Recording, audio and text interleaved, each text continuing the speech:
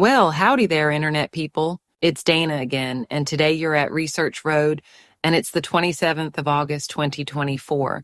This will be a weekly series not unlike The Roads Not Taken, but we'll cover science and related news. We're still building your scenery for the show. A few asked if the displayed video would be necessary to understand the content of the episodes. The answer to that is no. It'll just be something related to look at as we cycle through the topics. So, starting off with tech news, researchers at the U.S. Department of Energy's National Renewable Energy Laboratory believe that soon wind turbine blades can be made of a biomass resin. That would mean the blades can truly be recycled when it's time to replace them.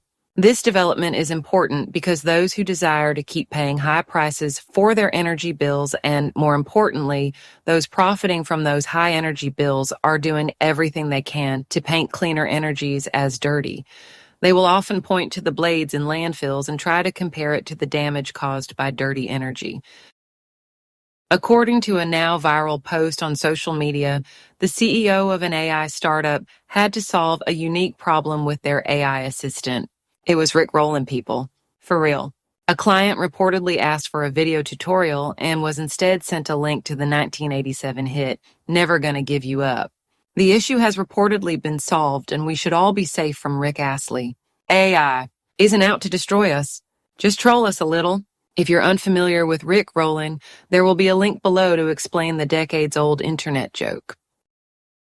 RFK Jr. reportedly admitted that he often falls for AI, and people around him will have to tell him that it isn't real. He said, quote, "Somebody will send me something and I'll go, 'Holy cow, did you see this?'" And now on to space. NASA has launched a satellite to track emission and carbon levels on Earth to gather information that will aid in creating climate policy. I'm not sure what more information policymakers really need, but apparently it's on its way. The Polaris Dawn team is set to engage in the first private spacewalk on August 29th. Now it's time to talk about climate change. In 2022, billions of crabs disappeared off the coast of Alaska. Researchers now have more evidence that warmer waters sent their metabolism into overdrive and led to them starving. In related news, research conducted by the National Oceanic and Atmospheric Administration found ice-free water conditions in the southeast Bering Sea. That's right, the water is becoming subarctic. This might throw off the whole ecosystem. In the world of animals, 2 male flamingos have hatched an egg together and are caring for it at a zoo in England. It seems as though nobody is completely sure how the pair came into possession of the egg, but they believe it was left behind in a nest and somehow abandoned.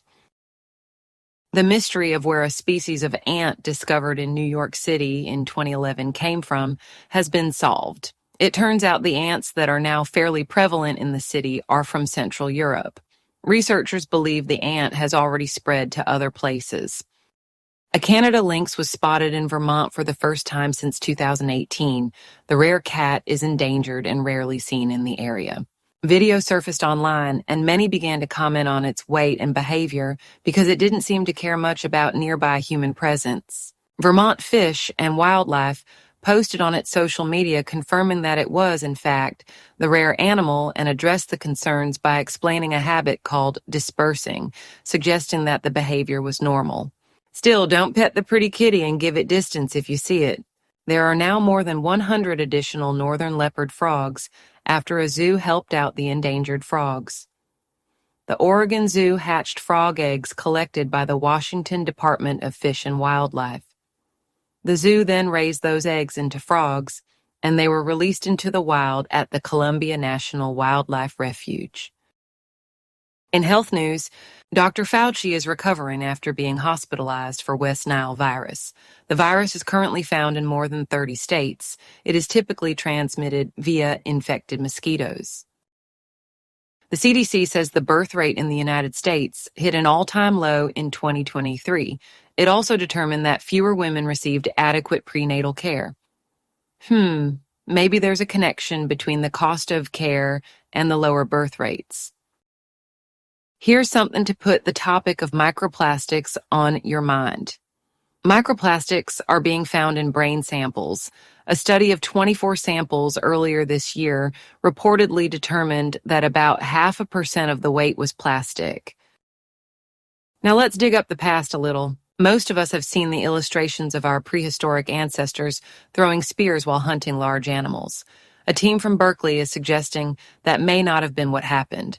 They believe early humans might have braced the spear against the ground and allowed the animals to charge into them.